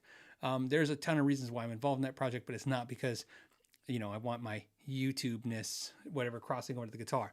And that is why I'm going to answer the questions I'm about to answer them the way I'm going to answer them. The first question came from Frank Rizzo. What you talking about, jackass? So for those of you guys who know where the reference for Frank Rizzo would come from. Says, Phil, have a quick question about the bridge used on the Badlands guitar. Noticing a few companies using them more. Can you please explain the difference between the Godot, Floyd, and the lock? So let me keep it as simple as why the Godot, what it is about the Godot. So one of the things about the Godot bridge is there's a lot of things going for it. First, it's made in Japan. That gives you a sense of quality. Obviously, some of the Schaller Floyds are made in Germany, some of the Floyds are made in Korea, and some of the Floyds are made in China. That's just how that works. The Godot stuff is, to me, Godot is a brand of little to no compromise. And that is, it feels good when you're dealing with a brand that doesn't make multi-levels of quality, because sometimes when a brand makes multi-levels, especially in parts of quality, yeah, you're like, okay, I'll buy the more expensive parts, but then you're wondering how much do they infect the better parts with the cheaper technology ideas and materials. So Goto, it was a no compromise product for us. It was like, it has a brass block, it comes standard. It's, well built. They offer, and more importantly, think about this. You have to think as a guitar company, you have to think like, I'm more important the more money I give someone. Okay. Just like anything else, right? Like, it's the whole thing when the more you spend with a company, the more value you will have to that company. So obviously saying, look, we see Goto makes a high quality, because it wasn't just the bridge, the tremolo, it was the hardtail. We knew if we put a hardtail on the guitar, that if the hardtail didn't have any mass to it, the guitar would not feel and sound the same as well. And we didn't want the hardtail version of the guitar not to sound as good as the tremolo version. So the high mass Goto hardtail was a great fit. Well, Goto makes great tuning keys. So whether we go locking or our regular standard tuning keys, we're like, okay, we're in like Flen. So now to Goto, we could come to them and say, okay, we will buy this many bridges floating, this many hardtails, and this many tuning keys. Now, as a value proposition, you have more power. In other words, you don't have to worry about like, hey, yeah, we bought 3. Woohoo. Right? And we don't want to change. That was another thing too. We didn't want to change anything later. We didn't want to come back and tell people like, okay, on this run we did it this way, but on this run we did it a different way. And then you find yourself in the position where you might have to, polish your marketing like, oh, we love Goto, but we also really like this brand too. So it was kind of like, okay, who can supply good quality parts? Who makes great consistent stuff? Is it reasonably priced? That's another factor too, because keep in mind, we want the best, but also we don't want the guitar to go to the stratosphere in pricing, because that wasn't part of the business model either. And then also we wanted somebody who could get us parts consistently to some degree. And those boxes were all checked. The beautiful part of this business model, what people didn't see, still no one saw, no one's figured it out yet, is there's 4 partners, known partners, I guess I should say public partners in Badlands. And of course, the 2 YouTubers. Look, we sent a press release because we're not we're pros. Okay, let's just say this. Like, we've been around the block in this industry, so it's like we knew exactly how to launch the guitar line. So we sent press releases to everybody. Guitar World took the press release, which they have the right to either post the release the way we send it to them, or they could write an article about it. And they chose to write an article. And of course, they took, which is great. They did us a huge favor by doing this. They took 2 YouTubers start a guitar company, which is like a partial part of a story that doesn't really make any sense to you guys. Like, why does 2 YouTubers start a guitar company? That doesn't make any sense. Maybe it makes sense because another YouTuber had done that once before, like Chapman and Lee Anderton did a guitar company. But that's not really how it worked with us. We were 4 people who came together, who realized we all have a set of skills. I'm not making this up. It's going to sound stupid for a second. Please bear with me. We all have a set of skills that just seem to overlap and be perfect. Luca can design stuff. He's an actual designer, okay, by trade. This is what he does. He designs product. He's the type of guy, and he has a company that if you sent him a product and say, hey, look, kind of like how Tim Pierce takes a couple chords you gave him for a song and turns that into a real song, he takes a thing that you go, here's my napkin drawing, and he turns it into real. Okay. So he was able to create a lot of the ideas to keep the consistency and create a cohesive, like, hey, here's how the guitars will look, and here's why the guitars will be the way they are, and here's how the designs will kind of work out. And of course, get our feedback. And then you have, Brian. You guys saw Brian. Well, Brian and Luca, their other skill sets overlap into they are handling the social media. Look, if you go to the Badlands website, it's not shabby, man. It's a good website. It's as legit as anybody's website. We have every detail you can think of. There is no question that you could probably come up with that isn't answered on that website about that guitar in detail. That kind of stuff just doesn't happen on a GoDaddy in an afternoon website launch. So we were like, okay, great. Now we have someone that can handle the website, handle social media, right? In other words, the Instagram and stuff, make sure that stuff's handled, make sure people get everything to do. And then you have to think something like the Tone King. Look, he's a businessman by trade. He negotiates $1 million, multi-$100 million deals sometimes, and it's really nice to have him in your corner when you're negotiating with companies. And by the way, a lot of people forget this about the Tone King, that a lot of us, and I mean a lot of us, there's 1,100 of us right now, we watched him do booth reviews at the NAMM show probably for 6-7 years before you even knew what a YouTuber was. He is ingrained in this industry. These guys know him. He's I've said this before. There's nobody that I can think of in this industry that if I need to get a hold of them, if I reach out to TK, he couldn't get them on the phone for me, which is a very, very nice thing to be able to say, right? So, hold on, I'm grabbing a question too, because I'm going to answer any questions. So that's, again, he negotiated crazy deals, he negotiated things, and then there's me, and I'm pretty much useless. That's not true. It's not true. Okay, so one of the things obviously I brought to the table was I have owned and operated enough businesses to know all of the things that had to be done before we could release. Obviously, the trademark issues, the LLC issues, all that stuff. I handled all this stuff. Plus, obviously, the quality issues. What is right and what is not right. How does it need? This is how the guitar works, but what does the end result need to be? So that's the reason I shared that with you. Is everything was thought out for that reason, and there'll be another piece to this in a second as I answer another question about them. So the next question came from M. Karras, who said, "Hey Phil, when are you closing sales to the Badlands Guitar 1 release? And what was the anticipated timeline for the second release?" So we were giving the original release 45 days. We sold out in 3. When I say we sold out, I want you to understand, I think some of you guys watched me on the Tone Kings channel. If you didn't, I'll just rehash something that's important there. The original concept of this was to release in November. Obviously, we wanted to do it right before Black Friday, and that's a great strategy, right? To release something in the time that people buy things. However, we slowly became concerned with a few things, and one of the things was we wanted to be prepared for not doing well and doing well. You have to prepare for both, right? I mean, it's just the reality of things. How do we handle it if we sell 3? How do we handle it if we sell, well, at that time, 20?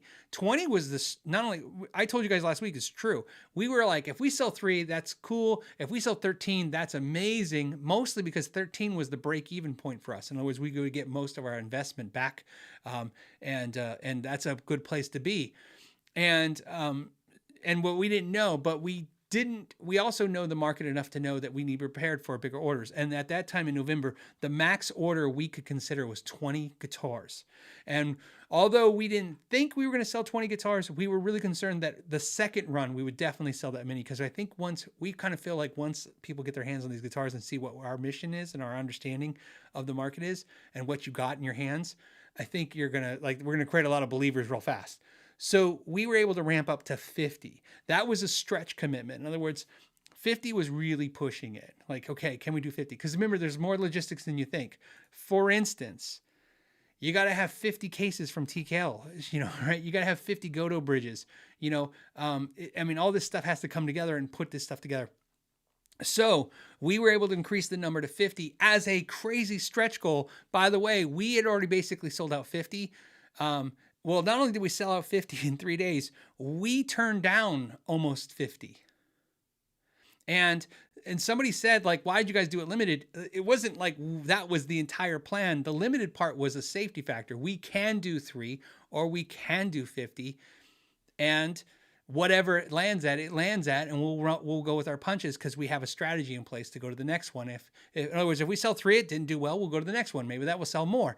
And if that one does 50, that did great. We'll go to the next one and maybe we'll sell, the same or more. And long story short, 50 became we sold out 50. Now, we could have banked 50 orders. We could have said, hey, let's put 50 on orders. But part of the promise was that you were going to get these guitars in 120 days. So now you're going, hey, I can fill more orders than 50, but now I need more time. And one of the policies that we wrote for ourselves is we are committed to what we say. We are public people. I'm a public person, right? I'm not going to, and I don't feel I do this, by the way, but I'm not going to indict a company in a deep dive review or basically criticize a company and then pull the same crap or worse crap if I'm going to be involved in the company. That doesn't make any sense at all. It makes no sense whatsoever, right? If I'm going to hold a company to a standard, I have to be that standard. I actually have to be better than that standard, which is an amazing amount of pressure. So I just want to be clear. When we had the member, because there's, like I said, there's more than 4 of us. There's like 9 people involved, almost 11, but 4 were the public partners. When we had that call discussing we just sold out, instead of popping champagne, it was like, okay, now we have 50 guitars sold. What we have now to worry about is we need 50 totally 100% satisfied customers. That's the grade of success. Not selling 50 guitars. 50 super totally happy. I'm serious. I'm not exaggerating. Exceptionally happy people. Then you have success and you move to the next point. So that's our focus now, is getting the 50 happy people done. And we decided that although we could probably take more orders and make it work, we couldn't guarantee that all those would be totally, why am I saying that? I'm trying to say a word. I'm trying not to say the F word. I don't know why. Totally happy people. I'm trying to say totally F and happy people for some reason. Totally happy people. So that was the focus on that. Because here is the question that you have to ask yourself. Okay, so there's 2 YouTubers involved in this. What do 2 YouTubers know about guitars? I mean, I know we have guitars. Well, the main thing we know, besides anything else, besides me repairing guitars, besides me making pickups, besides all those things, here's what we know about guitars. Between the 2 of us, we've done 3,000, almost 4,000 reviews. We know what it takes to make you happy because we know what it takes to make us happy when we do a video. And we thought, who better suited to make sure this gets executed correctly than the people who are absolutely holding an industry accountable weekly. So that's where we came into this mix and that. The next question was, would we ever do a Badlands bass? You never say no, but look, we have a couple things we're not afraid to say. The next, I'll say 4. That sounds safe, but it's really more than that. But next 4 models are already decided and done. We already know. We didn't go like, okay, now we did a good job. It's kind of like we didn't write a hit song and then say, okay, well, now we'll write another hit song. We wrote like 5 hit songs and then decided which way I'm serious. This is no joke. It's like a band writing 5 songs that they all love on an album and saying, okay, these are great. Which one do you want to put out first? And that's how it went. We went through all these guitar models, all this stuff, we did all these designs, and we narrowed it down to basically, these ones that we thought were the best. And then we're like, okay, now what order we release them in? So we already know the next one. Another question I just received in that was, when does the next one come out? The target is June. However, we will not release the next one until we have 50 totally satisfied customers with the first one. In other words, it can't release until that. And so even though we can release it probably anytime at some point, we can't do it because we know part of the value that will be added to the next one is 50 smiling guitar players, right? We want to go, hey, look, they did the first one, they love it. This is why you might want to do the second one. So that's kind of the reasoning there. The other question I got was from, let's see if I can paste it. Roy says, who is actually building the guitars? Okay, so if you notice, we're very upfront and transparent about so many things, right? These are all the components for, here's who is involved in the company. There's no dark strangers, right? When I tell you, obviously, that there's more people than the 4 owners, you gotta understand, we're the owners, so we're public. Then we're public that we're the owners. Then there's other people involved. But I'll tell you like that. Obviously, Larry DiMarzio helped us. Obviously, the guys at Roadrunner Cables helped us. Obviously, VPix helped us. Obviously, believe it or not, ESP Guitars helped us, and so did TKL cases, and it was a lot of people involved in helping us facilitate some things. The builder is the one thing, if you notice, we're pushing back on, and here's why. We already said it's in California. Here's all you have to know. I don't care if you guys figure it out, but I want to tell you why we're saying what we're saying. Okay, obviously we have a builder that can build 50 guitars. That's not a little bit of guitars, so you know. That's not a person, making them out of their shed. That's a shop now. But they can't make 100 guitars. So that tells you that they're not a factory, because we would make more than 50. That was our limit, okay? The problem for us is this, and I mean this with all the respect I can say, because I do not want this to be turned into something I didn't say. So I'm going to be very clear. When Chapman came out with their guitars, one of the things that I felt as a guitar enthusiast, because I bought a Chapman guitar and I reviewed it, okay, and it didn't pass. And I'm going to tell you why, what I learned from that helped me with this company. The first thing I want to share with you about that guitar was one of the things that got shared on the internet very quickly with Chapman guitars was they're made in the same factory as PRS SEs and Schechters. And that leveled them up fast, because you're like, well, of course they're going to be good, right? Well, what if I told you that the people are building our guitars, because I am telling you this, they're building some other brands that are selling for 3 times our guitar's price. And then you would immediately go, oh, well, then it's got to be a good value, because the same shop is building more expensive guitars that we know of. We didn't want that to be part of the strategy to roll out the sale of the guitar. We wanted people to buy them because they liked the idea, they liked what we were thinking, they liked the mission, and we felt we put the most aggressive price we could put on a guitar like that. So that became the thing. The reason why I said the thing about Chapman was, when I reviewed Chapman's guitar, I think their biggest, in my opinion, but that's what I do on the show, is their biggest failure was the whole, we have the guitars made by a factory and then they ship them to the dealers and the dealers set them up. No, look, you review guitars for a living, okay? You are the best QA you could possibly be. I mean, people literally watch you, and I mean you meaning whether it's Rob Chapman, whether it's me, whether it's Fluff, I don't know, pick your Agafish, pick your YouTube channel, okay? When you watch them criticize a guitar, whether that criticism is polite or aggressive or whatever, you identify with that. In other words, later going, yeah, I have that guitar and I kind of agree with those comments. And then you see like, hey, I see what they like and dislike, and I kind of feel kindred to that. And so I have that as an ability to say, hey, look, that's our part in this role of this guitar. We know how a guitar should be. We know what a $3,000 guitar should be like. Okay. What I mean by that is exactly that. You've seen me get guitars and say, these aren't good, and they're going back. And you've seen me get guitars and say, these are the best guitars ever.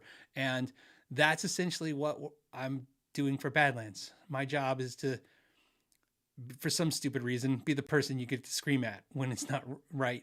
And like I said, not because the factory can't do it right. I think, like I said, I'm predicting my job to be pretty damn easy. I go, yeah, that looks really good. That's what I'm hoping for.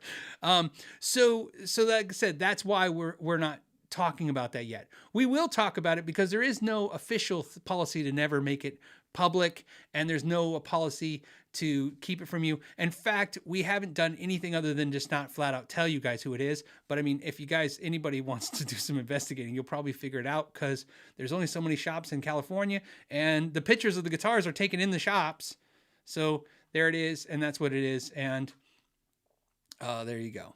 And that's where it lies. And no one is going to find out later and go, be disappointed, is what I'm trying to say. The only thing I will tell you is a lot of people, which is weird, even the Ibanez guys, somebody from Ibanez said Kiesel. Obviously, it's not Kiesel. Kiesel's a full-on factory that makes Kiesels at that point, right? If Kiesel, in theory, if Kiesel was to be our builder, we sure as hell wouldn't have capped at 50 guitars. We would have definitely done. I mean, we like I said, we sold 50 in 3 days, and we were turning down orders. We don't think it was going to be insane, but we definitely could see from the communications we had and how this all landed, we definitely felt like we could have done another 50 in the next 45 days and rounded out 100 guitars for sure. And that's a huge deal. That's double. I mean, I know you guys know that's double, but I mean, that's double the money. That's double, right? You have to sit there. It's a hard decision. We sat there for a minute, all of us on a Zoom call going, well, maybe 60, why turn down the money? But again, the biggest problem is the value is not selling 50 guitars. The value is 50 happy customers. And so we're going to guarantee that happens so we can move forward with the next idea. And there's so much coming. It's going to be great. I mean, like I said, we already had it planned out. This was so deliberately planned out so far in advance that once it launched, it was all built in. I think that's the stuff I answered, or the questions I got. Let me scroll. And like I said, I wanted to kind of do it on the second part of the show because I know you guys are curious, and because I plan to be. In fact, one of the things that's going to happen is we're going to be sharing the build process with you guys. We're going to be sharing everything with you guys. Like I said, that's kind of this experience. We also want to show you what we learned. How we'll talk about it. We'll tell you at some point. All of us on our, Tone King on his channel, me on my channel, just all of us on our stuff. We'll tell you, like, why did we land at the price we did? How much do we make from this? That stuff is probably interesting, you guys. We're not here to go, obviously, we're not here to utilize our viewer base as a customer base. We're here to include our viewer base as a customer base to say, hey, look, this is something we're doing. If you're interested in it, do it. If you're not interested, I'm sure you're interested in the journey. I think a lot of you would be. I think a lot of you, I know, because I get a lot of people ask me, how do you start a guitar company? Well, we're going to show you how we did it and why we did it this way. There's a lot of reasons for that. I'm Not Old, I'm Vintage says, will Badlands explore guitars from eras other than the 80s? I'm going to say the answer to that is the long answer is yes. But the short answer is no. And there's a reason why. Look, you see the guitars behind me? I have some 80s guitars. I'm an 80s type of guy for the most part. And I've said this before. Most of when I say 80s, I mean like 80s to me is like 87, 88, 89, 90, 91, right? So early 80s, mid 80s are not so much my forte of what I go after personally. So obviously that part of the influence of Badlands isn't really coming from me, as you can imagine. But here's what I noticed, and this is why I decided I want to be part of this. I really believe that's what's missing in the guitar segment. I think, like I said this before, I think if you want an 80s era guitar, especially early 80s era guitar, at a price point, there's Kramer, they're fantastic. There's Jackson, fantastic. Charvel, there's Fernandez, there's Aria Pro. I mean, you go on for days on all the guitars that are great. But when you think about high-end guitars, affordable guitars, let me give you an example that maybe makes sense to you guys. When I think of custom shop Fender guitars. So if you're in the market for a 50s, 60s Strat, that kind of moment in your life, you want to recreate that or have that kind of experience, you could go to Fender. Fender will be expensive and there'll be a 2-year waiting list, but you can go to Fender.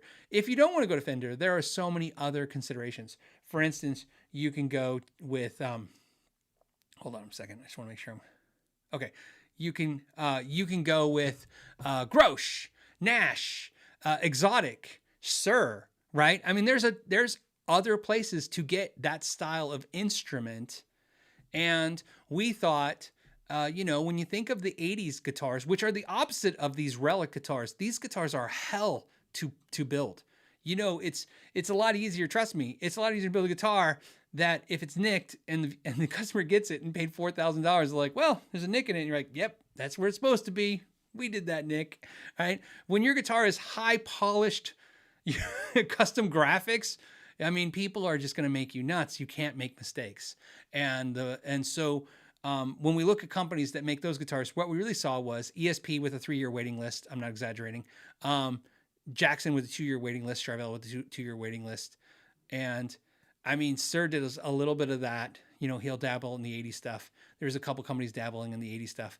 Kiesel does a modern take on the 80s that I actually like more. Suits my needs. I'll just be honest. I'll tell you exactly.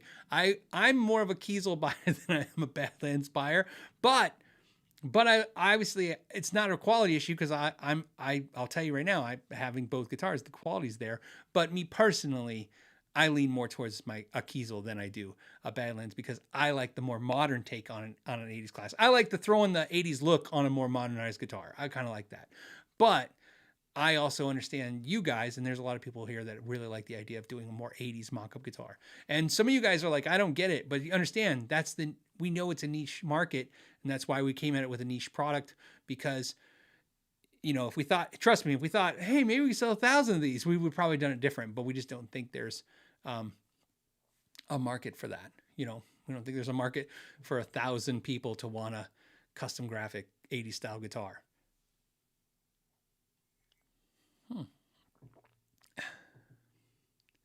Okay.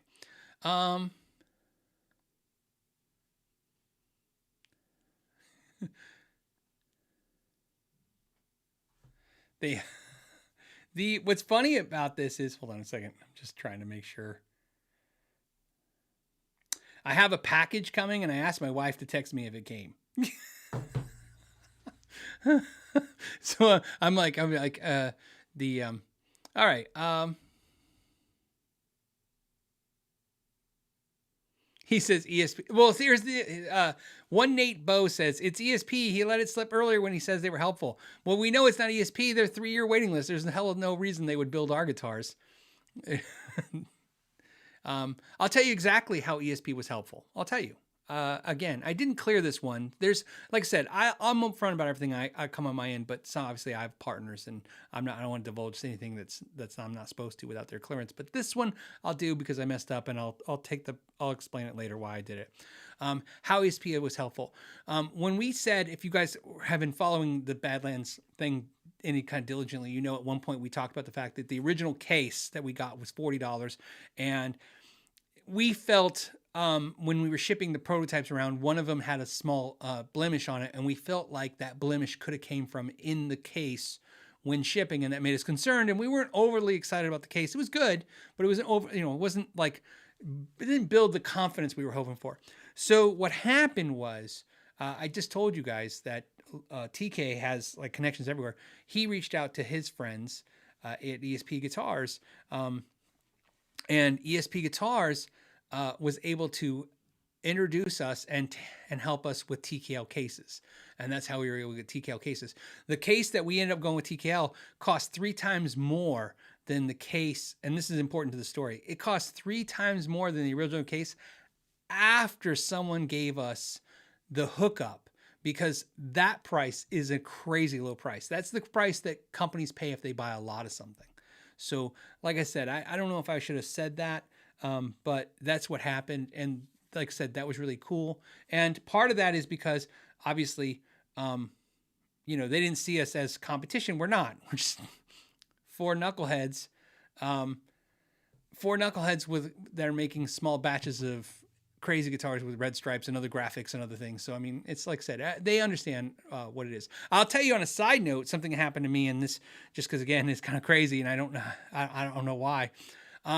Something that happened in this, I never saw coming in a million years. So there's a lot of things no one asked me, not one person asked me like, hey, you were hoping to sell 3 to 13, you sold 50. Are you in shock? We are in shock. We're still processing it, especially that we sold 50 and more people. Like I said, they were just we had to shut off the website. In fact, since I'm explaining things, I bought one. Obviously I have a prototype, but I have a prototype. I wanted one of the production ones. I wanted to buy one. I was the only one of the partners that wanted one. So I bought one, and we agreed I could buy one. And, what ended up happening was the website, long story short, they couldn't shut the website down, fast enough. So we actually sold one extra. And so we were like, what do we do? Right. And then that's what it was. Mine was the one extra. So I was like, well, I'll bump me out. And then that person slides in and it will kind of work out. But the thing that's interesting about this, the thing I didn't predict was I have been indicted this week. I don't know. I keep saying that word. I'm sorry. I got so many requests from companies. I've never seen anything like this, wanting me to do reviews now. I'm not exaggerating. I must have did 12 deals this week with companies to do reviews of guitars, because all they heard was we sold basically $2,500 guitars in basically 48 hours. And that's all they heard. And they were like, we need to get guitars on it. I'm like, yeah. So I didn't predict that to be a catalyst for anything, and it was. So Silver Lake says, did you get a discount? I did not get a discount. So the partnership offered me a discount. I did not get a discount. The reason I didn't get a discount is because, like I said, I own a couple of companies, and this is like another company I own where there's a partnership, and it's very important when you have partnerships. Look, partnerships and companies are no different than bands. Some of you guys have had companies, but most of you have been in bands, I'm sure. You understand that the last thing you want is to make anyone feel uncomfortable. You don't want to feel like you're taking advantage of a situation, right? And part of that, is silly as it sounds, is look, if you buy something for $100 and that $100 out of the $100, let's say 40 of that is profit, and each guy gets $10 and then you're like, okay, I'll buy one, but I'll buy it at cost. You're really kind of cheating the other 3 out of their $10. So, and you could say, well, discount my piece out of it, but at the end you'll get your piece back because it's your piece. So I did not get a discount, and I wouldn't do a discount. I didn't ask for one. I wouldn't do it because of that reason. It's like I said, when you have partners, just like bandmates, man, it's important that respect comes through and that you also are doing right by them, because that's part of it. That's part of it. So there you go. Just like when I told you about Badlands insurance, I pay full price. Because it's important.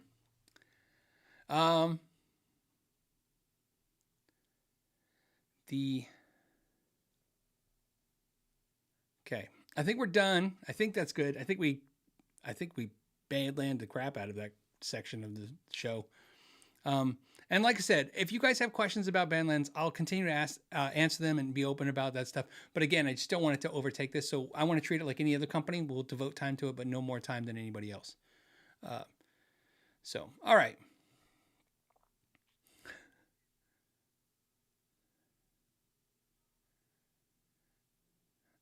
Wait, what? Brian Guitars. Brian S. says, does the superhero guitar player, associated with the GX1, have a name? He does. It's the dude who fights the tone-sucking robots. Yep, that's the thing. Don't ask. I didn't come up with that. That's Luca, and Luca is part of Luca's charm is that he's obviously a sweet guy and he's talented as hell, and he's a little crazy. You need somebody a little bit like trust me. I sat there when they explained that to me, and I went, I don't know if I understand this, and that's the part I think I didn't understand. And to be honest with you, everybody I've showed it to, that's the thing everybody seems to like. But so I will tell you this, and then I promise we'll get off the subject. I will tell you this, and I swear this is 100% true and crazy to say. Every detail about this guitar and this company has been thought out to the point where everything actually cohesively not only makes sense, but works together. For instance, somebody asked me why the guitar is called GX1. It's Generation X. And it's the first guitar. So it's Generation X, first guitar, because we assumed the majority of the buyers are going to be Gen Xers. Obviously, there's crossover. Those years are crossover. The boomers and the Gen Xers crossover a little bit, right? And then, so you guys, also, so somebody probably curious about this.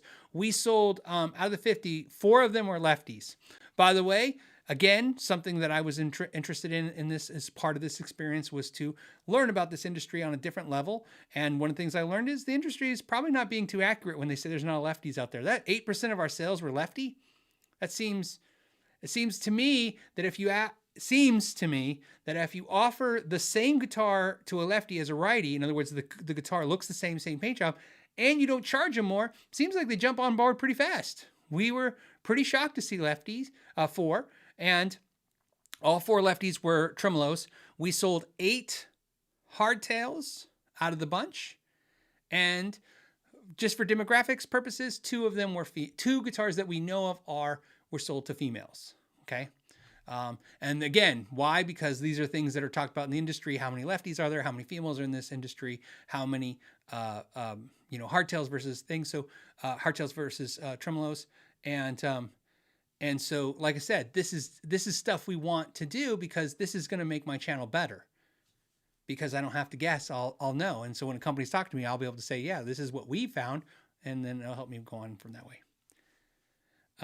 Did anyone buy more than one guitar? We actually did not allow that. So I couldn't tell you for sure how many, if that, how that scenario played out. I didn't handle that part of it, but that was a decision already made, that because of, well, let me back up. If we sold 2, they were to one person, we'd probably go, okay, you can have 2.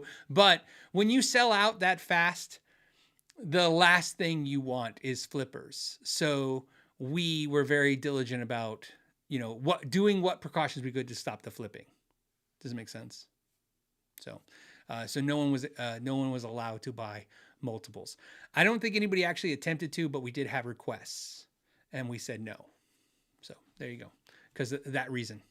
Again, the goal was to insulate the customers with a quality product, deliver it, and then hope it holds value, not to get, 8 people to be able to flip it and make $1,000. I mean,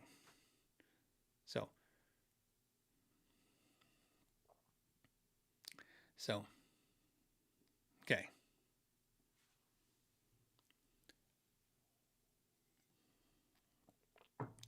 All right. We need a different subject to finish out this show. We have a couple, so let's do it. We have BRMR. These are our last 2 super chats. BRMR says, hey, I have an Eastman Juliet with 2 humbuckers, has a grounding type buzz whenever not touching any metal parts or strings. That's normal. That's okay. Tech noted wiring looks good, because it probably does. Another Juliet at the shop does the same thing. Cavity not shielded. Thoughts? Shielding isn't gonna necessarily create our lack of shielding isn't going to create a buzz. Obviously, it's going to create, more opportunities for the buzz to happen, the 6-cycle hum or whatever. But what you're doing, you are the ground on your guitar. So you're fine. If you're touching, here's the thing that's really weird to say, but it's true. If you're touching the strings on your guitar or the bridge on your guitar and you're not getting a buzz, that is working 100% as it should. And if you take your hand off and you're getting buzzing, it is working 100% as you should. There's a reason why guys like Phil X are immediately rolling that volume knob off in between songs when they're in a Coliseum. It's the type of shielding on the wire, the design of the guitar. There are some guitars you tend to notice it more than. So a lot of times I'm going to say, well, my other guitar doesn't do that. And really, actually, they all do it. Just some are very unnoticeable and some are very noticeable. So you just have a guitar that's probably more noticing the issue. And to you, it just seems like this is a problem. But it's not sounding like a problem to me. It's again, like you said, you had a guitar tech look at it and they were like, I don't see any issues. I would predict that if you brought that to me through on my bench and told me your scenario, I would expect not to see an issue and be able to confirm and say, hey, look, it looks like it's doing fine. The issue you don't want is when you go, oh, I want to touch the strings, it buzzes. That's when you have a real grounding issue. That actually gets even worse. So there you go. Somebody actually said something great too, by the way. New D'Addario cable made my amp fail now. New. By the way, thank you, PJ, for making that comment, even though it specifically wasn't about this. Your guitar cable can make that problem better or worse. I'm not a huge dive on the boat. Do you dive off a boat, don't you? I'm not a huge bandwagon, like good cables are everything. Expensive cables are the best. I'm more of a crappy cables really are easy to detect and notice. So as long as you have a good quality cable, for me, cables really break down to 2 things for me. Longevity, how long they last. So quality cables are matter to me for how long they last. So I go quality cables, and insulation of those cables, or in other words, the ability to kind of shield me from some of those noise is fine. Some people really focus on the sound quality of the cables. That's very important too. But I kind of feel like that is one of those things that I said where it's so minimal, I can fix it later. Like I can put something like in maybe more volume on the amp or more EQ or whatever and fix that. So that's not something I'm overly concerned with. I'm just quality cable. So in other words, quality cable could be an issue too. So don't be afraid to try different cables to see if that problem gets worse or better. Not that I'm saying the cable's causing it. I'm just saying it can be another thing that kind of minimizes it. Ray says, is the Silver Sky an S2 or a core model? That question comes up quite a bit. And it's funny that I'll next time I get anybody from Paul Reed Smith's ear, the company's ear, if I have a point to mention that is a frequent asked question on the show. So obviously they're not communicating that correctly. To answer your question correctly, it is neither. So the way PRS officially or unofficially apparently recognize their own lineup is very simple. There's the SE series, SE, and it is basically imported guitars. So obviously the SE acoustics will come from China, Indonesia. The hollow bodies from China. The solid wood guitars will be from Indonesia now. Well, of course, previously Korea. That's the SE line.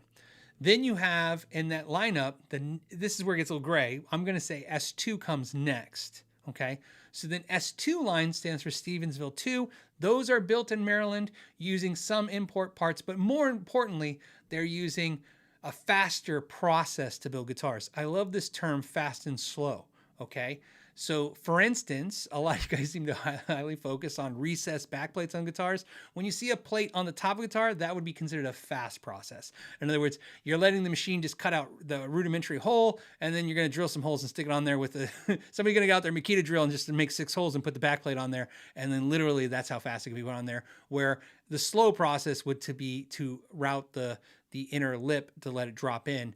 Not a big deal for you guys. You're like, well, I don't understand what's a big deal, but it's a time process. So to me, anything to speed up the process, S2s are basically core guitars made faster. Okay. So obviously there's component changes out, but mostly the speed is what they're after because they're trying not to gunk up the factory. So after S2, then it would go to Belltone series. So the Belltone series would be considered the Silver Sky, the CE guitars, which are Belltone, and the Lettieri guitar. So I think those are the Belltones. There might be that other guy, I forget his name, but he's got a cool PRS Belltone too as well. So although those are artist guitars and they have an artist section too, but we're talking about level of pricing, the Belltone series goes like right above the S2 series. Then after Belltone, it goes core. Then after core, it goes private stock.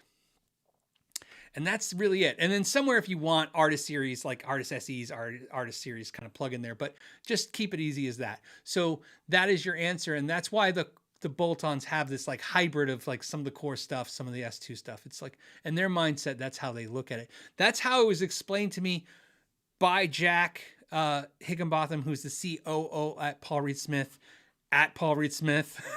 So I'm telling you, like, if it's wrong, either I couldn't remember it correctly, which I'm pretty sure I did, or, you know, they're wrong. Dusty Waring, thank you. Thank you guys for, I hate it when I miss stuff like that, but yeah, Dusty's guitar is awesome. And so that's the layout of the land on how they do the PRSs.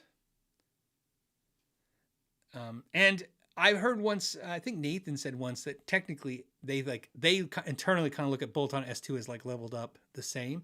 I will tell you something I know from observing Nathan. As you guys know, my buddy Nathan used to work at PRS for like 3 years before going to Fender Jackson Custom Shop, which is where he's now.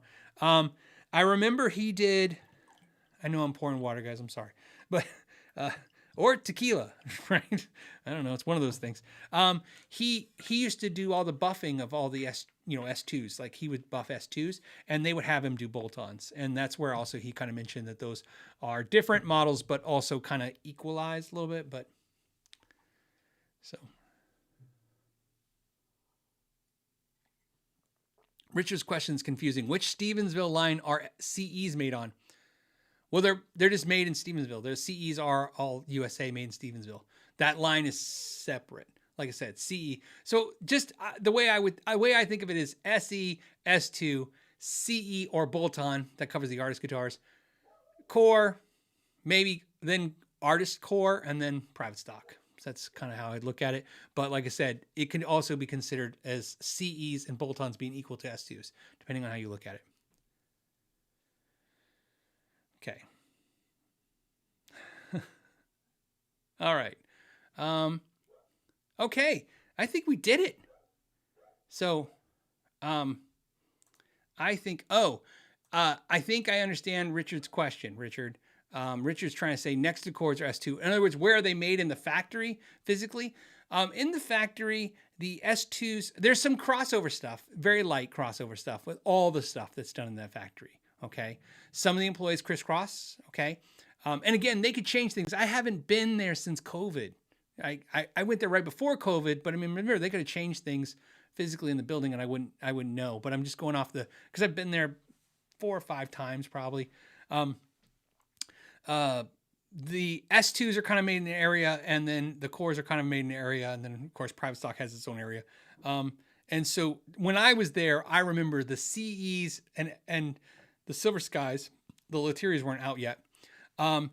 They would, for lack of a better term, be cross-contaminated with S2s. In other words, that's where I saw them being built. So same core employees were building those guitars.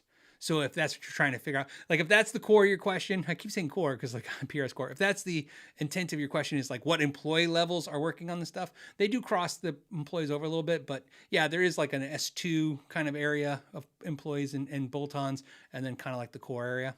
So that's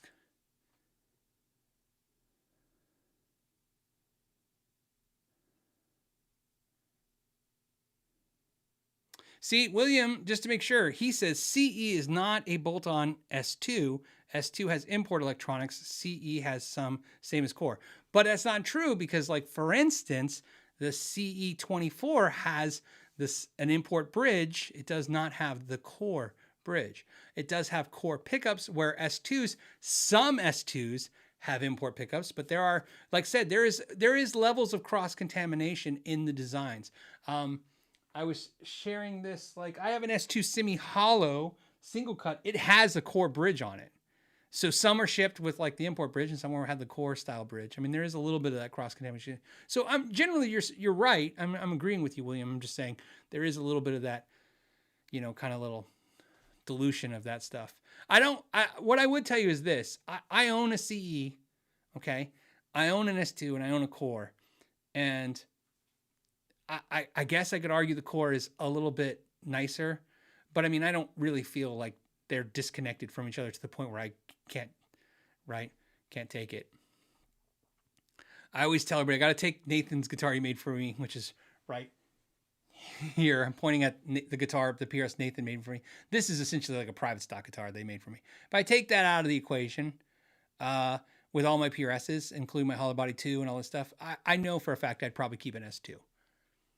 It's just because I like I said, I bond with them better. Yeah.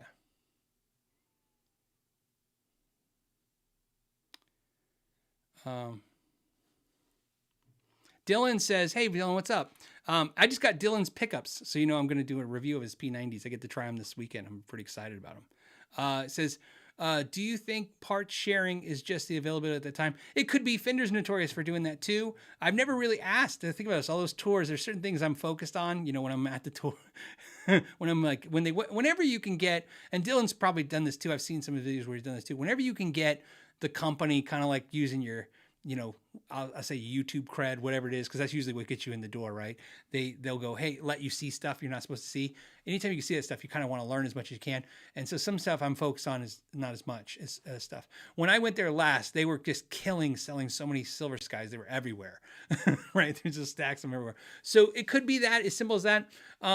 But I think sometimes it has a decision. There's a decision behind it. It seems like why they use what component for another. Like for instance, I have a Vela. It's behind me somewhere.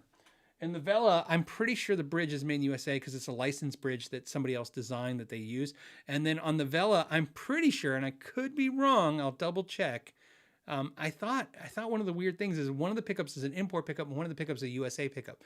I don't know why I remember that. And if I'm guessing, because I am, the bridge is an import pickup and the neck is the USA pickup, and I could have them backwards. That's why I said I will double check that and then share it with you guys.